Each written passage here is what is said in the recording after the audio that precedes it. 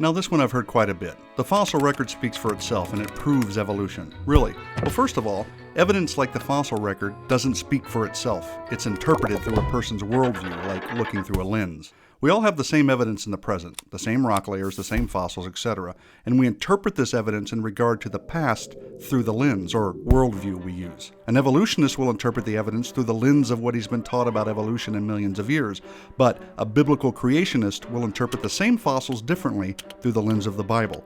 Now, both are looking at the same evidence in the present, but both are interpreting it very differently. So looking at the fossil record in the present, because that's all we have, and interpreting it through the lens of God's Word, we find that what we actually observe in the present confirms the interpretation obtained by looking through the lens of the Bible.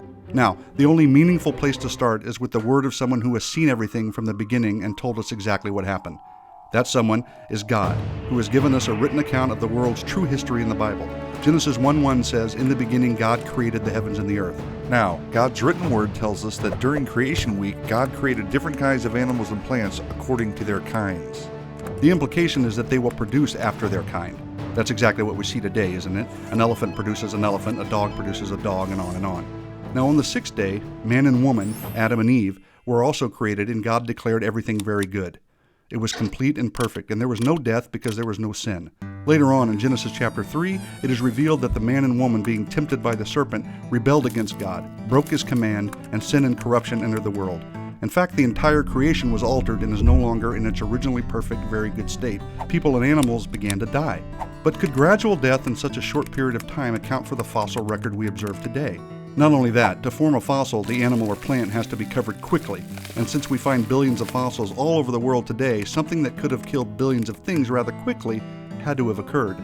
Not to mention, we also find many fish and other marine fossils at the tops of today's mountains.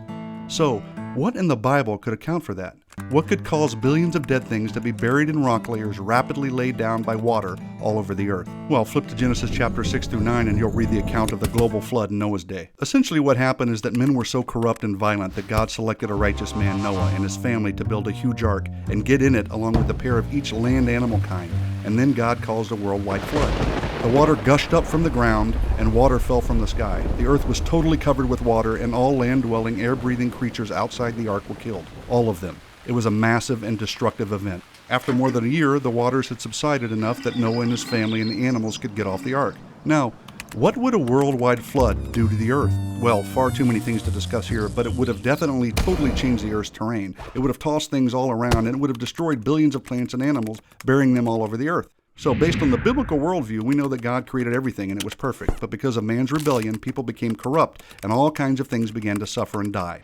Because of man's continual violence and corruption, God destroyed all people and all other land-dwelling, air-breathing creatures in the world, save Noah, his family, and representatives of all land-dwelling, air-breathing animal kinds, with a global, catastrophic deluge. The fossil record that we observe today makes perfect sense within the biblical worldview. Now I could go on and on, but enough said.